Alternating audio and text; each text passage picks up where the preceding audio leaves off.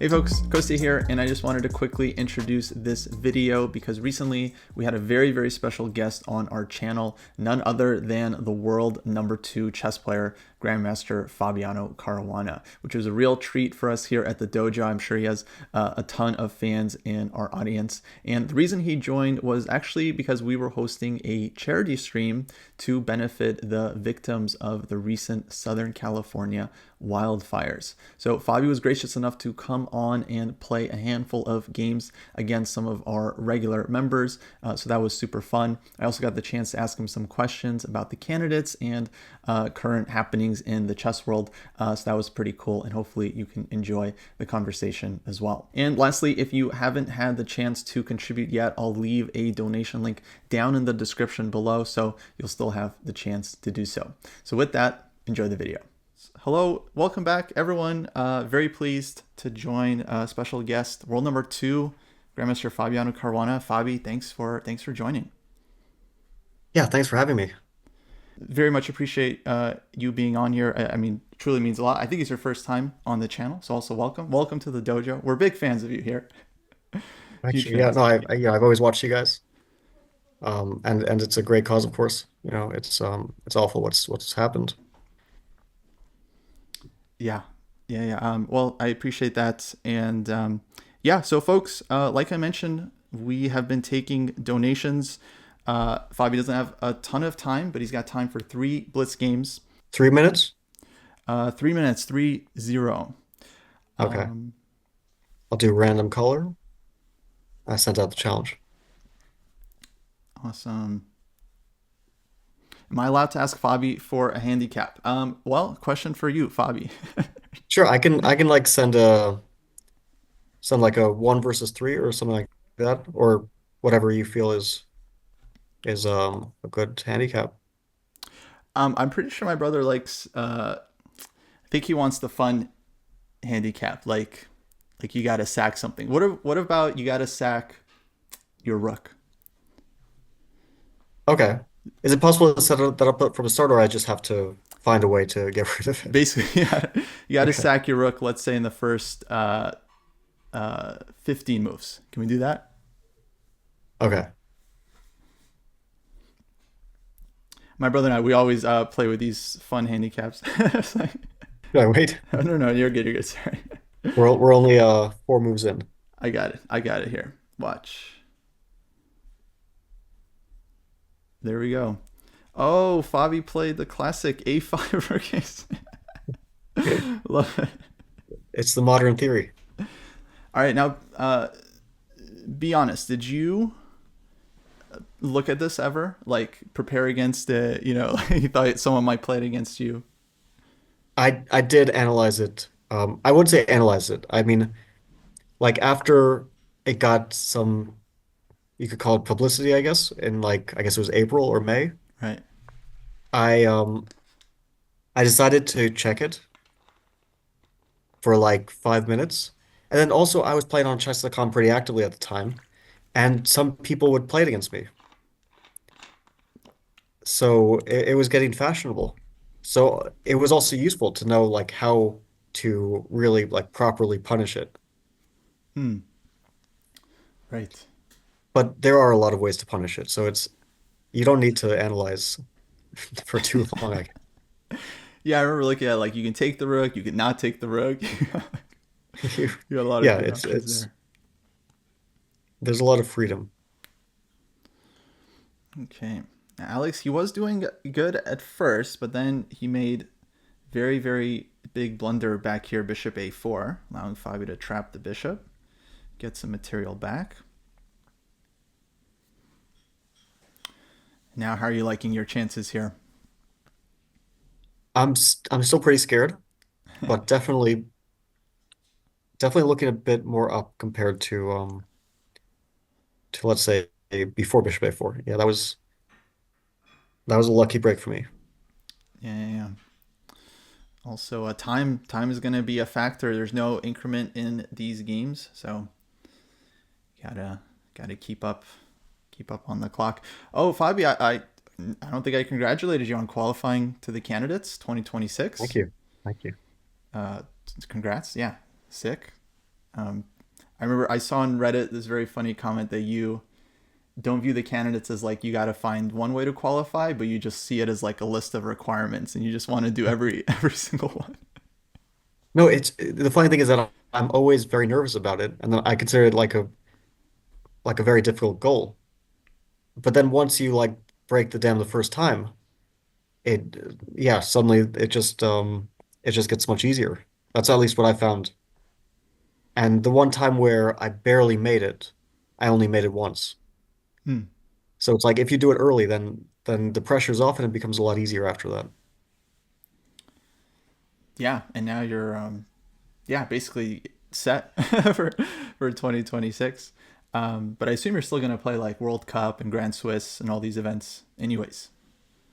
I think I'll probably skip out on Grand Swiss and I'll probably play the World Cup because I really like the knockout format and it's exciting.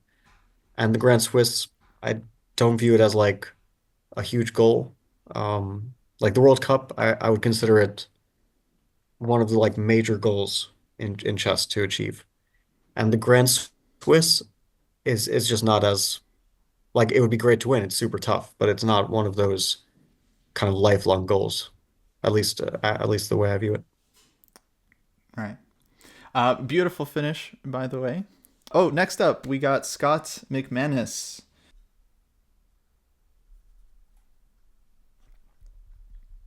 and we got it.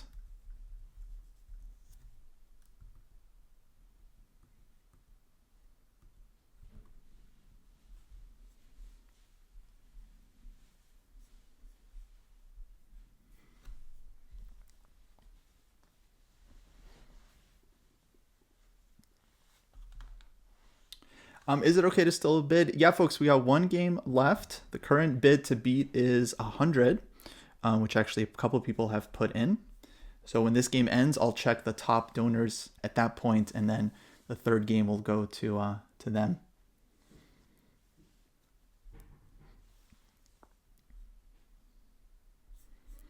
Oh, and folks, if you got questions for Fabi, I'm happy to relay the best ones. So type them in into the chat.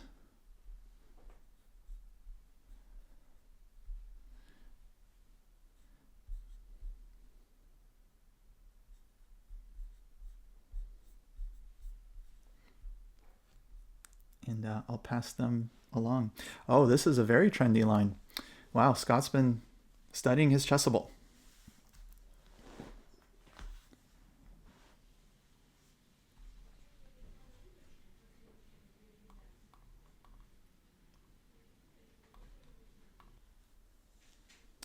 Alrighty. Okay, I think we're back. Apologies, folks, for that. My OBS crashed, but I think we're okay now. And yeah, this game has gotten completely spicy. Let me just back it up so you guys can see what happened with h4, d5, bishop takes b5, and then rook e3, exchange sack from Scott.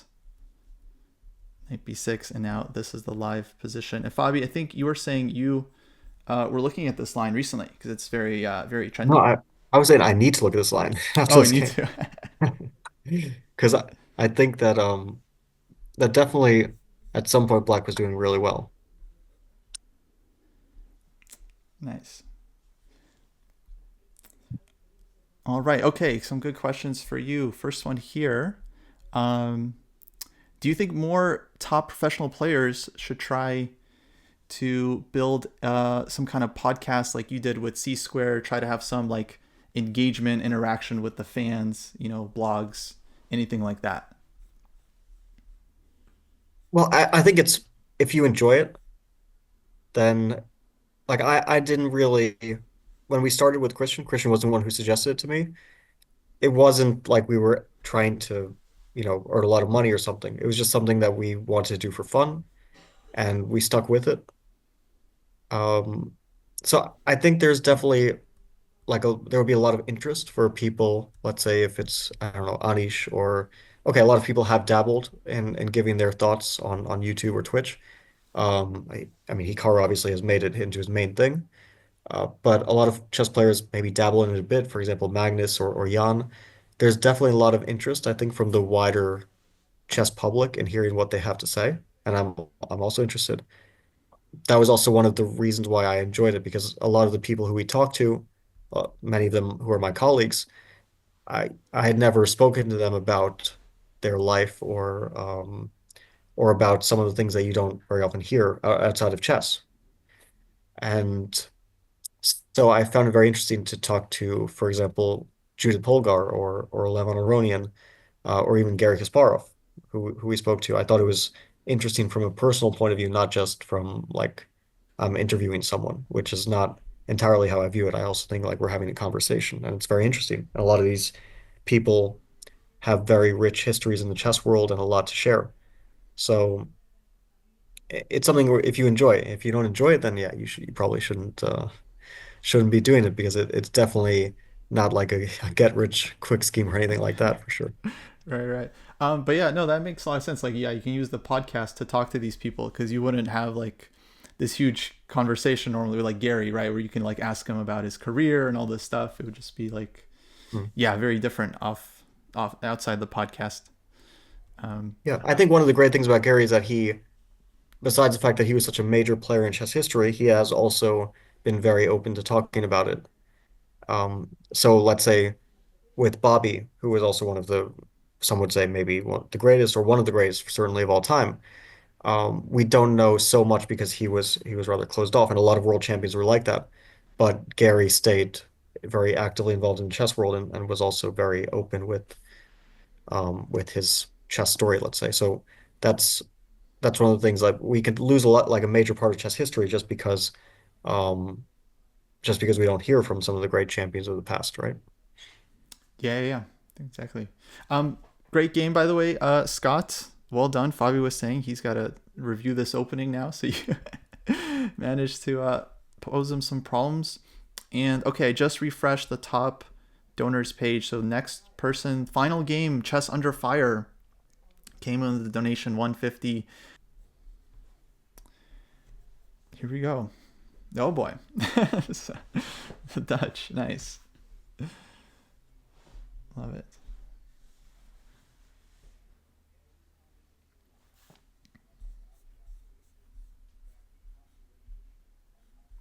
All right, I know there are other good questions for Fabi. Let me scroll up. Um, oh, there's a good one. Okay, if there was an opening line that you think should have your name, is there anything that comes to mind? Hmm.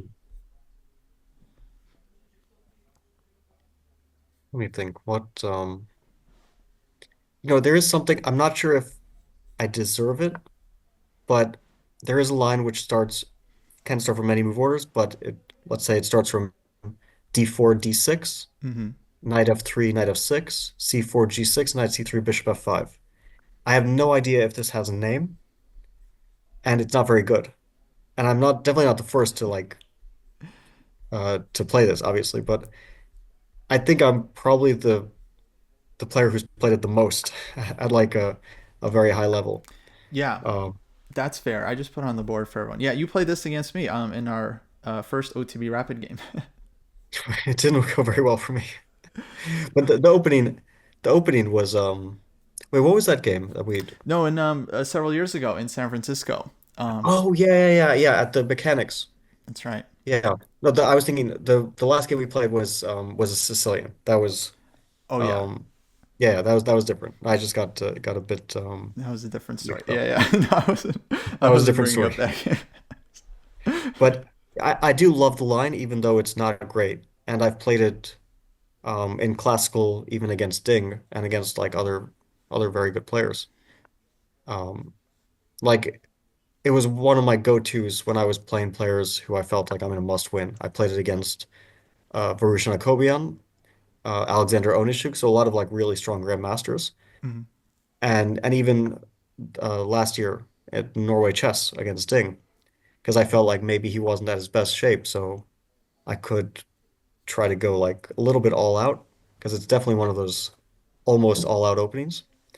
Um, but I don't know if I deserve it. It's just one of those. I think like I have a lot of small things that I came up with that were pretty cool, but not worthy enough for like naming or anything like that. Right. But like some small ideas, I'm definitely proud of. I feel like that's fair though. I remember, yeah, like if you look up that position in chess space, it's basically all your games at the top, and there's like dozens and dozens of them. I think my opponent made a mouse slip. I do want to like give him a take back. I don't know if that's possible because he made like a very clear mouse slip, so I Oh, feel bad. oh yeah. Maybe you can like go King H1 or something. I don't know if chess.com has like Do they have take back? they don't got takebacks on the site, Oh, I think, okay. Caliber King H1. unfortunately. But yeah, that's very nice. That must have just been yeah, like weird mouse slip.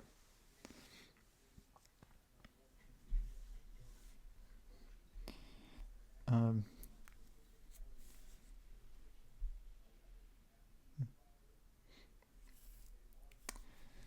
yeah. There's another good question for you. Do you have any like stuff that you collect when it comes to chess, like boards or memorabilia, anything like that? Um, Mostly I have things from tournaments I played, either what's going on? either either trophies, like I'm um, quite fond of like the tournaments I've won, and I have like some memories from them. So the trophies are a reminder of successes I've had. Or sometimes they're just like souvenirs from tournaments, things from countries I visited. Those I'll definitely value quite a lot. But in terms of memorabilia from other players, I just haven't like been around chess long enough to, I guess, to have some like really cool, you know, historical things. But one like funny story is that you know how like at least from what I remember as a kid, we had these like score books Hmm. that you would buy with like I don't know, you can record 100 games. Right. And so this is what I would use as a kid. I would let's say record all my games and then move on to the next scorebook. And then I forgot about them. Then I got a message on I forget which platform it was, but probably Facebook from someone I don't know who sent a photo of one of my scorebooks with my name in it, my handwriting as a kid, everything, and said like I got my hands on this. He didn't even know exactly where he got it from. Hmm. And and I was like, wow, this is a real throwback, something I haven't seen since, well, maybe I was like 8 years old or something. Right. Those games were all gone otherwise, right? Like you just Yeah, a lot of those games were just gone. I would love to have one of my old scorebooks just to see like the games, the handwriting, my opponents, all that information that is kind of lost in my memory as well. wait. So the guy he didn't give it to you. He kept it. Yeah, he kept it. Ah, shoot. But I wouldn't want to like ask, I mean, that's fine. It's maybe he also thinks it's a cool artifact and I wouldn't want to take it away. No, I mean it is. Yeah, it is historical, but yeah, I don't know. I feel like it's kind of your score. I don't know. But I get why you would want it. GG's, well done. Chess Under Fire, nice fight. If I still have time for like one last one, if anyone wants to play, I can do like one last before I go. Yeah, you want to do one more game? Let's do Sure, it, sure. folks. Ben Hedges. If you'd like a game against Fabi, you're next in line. And if you want to play with like a fun handicap or something, Fabi, have you ever seen this site called EloStealo? No, Just I have. How do you spell Stilo? it's like steel and then O at the end. Ah, okay. EloStealo. Um, it's fun. Whenever if you play with someone and you want to like have like a fun handicap, you basically go to the site, you choose the Elo gap, and then it gives you like a handicap. Oh, I see. Um, Aside from castling, your ropes can only move left and right one square at a time. So they're basically like pawns that move sideways. Okay. wait, which one was that? Was that Magnus mode? That was 1,000. That was 1,000. Gotcha.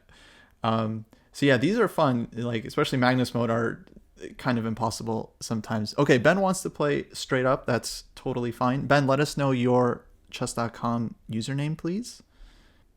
This is again 3-0 straight up. Mm-hmm. Okay. All right, games live.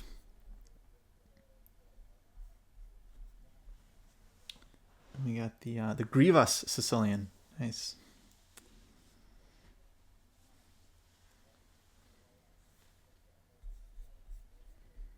Chess Under Fire saying this all-time chess highlight. Nice. Glad to hear it. Well, thank you, and everyone else for donating, guys. I mean, it's all going to directrelief.org. They got very good charity scores. They're providing medical supplies, masks, medicines, all kinds of stuff to first responders, people that are being evacuated, people that have lost their homes. So all the contributions today going directly to them. And yeah, hope you guys feel happy to make a difference, especially as a community. All right, there was another question for you, Fabi. I feel like you must have discussed this at some point, but people were asking why don't U.S. companies do more sponsorships like the Indian companies do with their players? Do you have any insight on that? Yeah, I think that that might change, and there might be more popularity and more interest from corporations involved in chess. Um, but the reason probably that there will always be less in the US than India is is because in the US we have all these sports that people care about more than chess. Although there's definitely an element that people care about chess, still it's always going to be football and baseball and basketball that are driving a lot of the public interest and that people are going to watch more, and that's going to attract more companies. They're going to look at what's most watched, and we're not going to ever beat basketball, right? But still, I'm happy with the with how we've progressed. There's a lot of interest these days in general. A lot of people who are taking up chess for the first time, or maybe not playing, but watching it and are enthusiastic about it. And I think um, there will be more companies that are willing to take professional chess players as you know, under their wing, or you'll see some endorsements from professional chess players. I hope that's the case, and I think it will change a bit. Um, but yeah, India is just there's no way to compete with them. They care about chess a lot. They have so many of the best chess players in the world. They have, we could say objectively, the best chess team in the world now, as they proved in the Olympiad. Mm-hmm. Although it is close, we still the US has a great team. But India is the depth of their talent is just massive. It's basically like Russia was at some point, and isn't these days. But India has kind of taken over that. And the U.S., you know, I'm still proud of how good we are. We have so many great players. Um, among like the top 20, maybe we're still leading with the amount of players in the top 20, but it's it's hard to compete. Also, a lot of us are getting old. Yeah, I was wondering how. I mean, how are you liking our prospects? Because we got some kids. You know, we got like Mishra, we got Andy Woodward, we got Alice Lee, kind of coming up. How do you think our their chances are? Well, I think we do have a lot of really good talent. So, yeah, who you mentioned, Gigi, GG, yeah, well done, Ben. who you Congratulations. mentioned, like Abhimanyu Mishra, he's probably the leader of the young talents. If we're counting people under the age of 20, I guess, because there are a lot of like early 20s guys who are really good, like Hans, like Sam Sevian. But from like the under 20 guys, yeah, Mishra is really good. He's in the kind of, I guess, low to mid 2600s, and he definitely has a lot of potential to go higher. And and even younger than him is Andy Woodward, but I played him. He's really good. You could also see online how strong he is, right? And he has a lot of really really great talent, a lot of potential. And when I played him, it was tough. I mean, I barely won and probably didn't deserve to win that game. Alice is already competing in the women's US championship for like the top places. Right. And Carissa, I also think like I don't know if she's gonna pursue chess full time, but I do hope that at some point she like really pursues it because she's really good and she could be one of the best players in the world. So Carissa's really good too. Um, but you know, I hope that there are also going to be names that like we haven't really heard of yet, but then in a few years they're already becoming potentially grandmasters, right? They're getting really strong really young, so I think we have a good chance. But the issue with the US is that a lot of the really talented players they do at some point decide in terms of academics or other profession over chess, and that's like been a kind of recurring theme for years and decades, right? That Right. players they're really good, but then they figure that maybe they have better opportunities outside of chess. Yeah, I mean, all these people are such geniuses. They're so smart. And I do think about that. Like, if I put all this time into chess, into even like poker, or like some random other thing, it'd be much more lucrative, right? So you have to, hopefully they find that passion for it, right? Obviously you have to just like love the game and be obsessed with it. Um, so Fabi, thanks again so much for joining us. Yeah, it Just was my last pleasure. last question for you: are you playing anything soon, or what do you got coming up? I'm playing the tournament, traditional tournament in Vaikonze, the Oh, nice. Tata Steel event, and that's going to be a strong one. It's a really long event, 13 rounds. It's going to have many of the top players in the world, including Gukesh, who's playing, and Arjun. Uh, um, I think Noterbeck. I'm not sure of all the players. Magnus isn't playing this year, but it's still like super, super strong. And so I'm hoping to do well.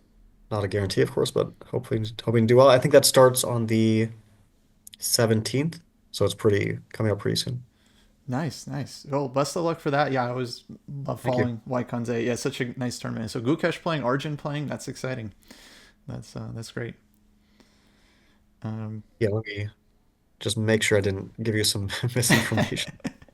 I think, yeah, I think Gukesh, Arjun, yeah, Noterbeck, Wei. So it's a really young event. oh, Noterbeck Norderbeck. also, Wei and Prague, Vincent, a lot of the really young guys who are already top players.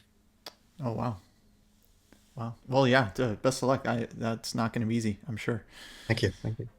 And yeah, thanks for joining us. I know you gotta run, so I'll let you go, folks. I'll take a quick break and we'll be back as well. But yeah, thanks again, Fabi. Sure. Thanks. See you.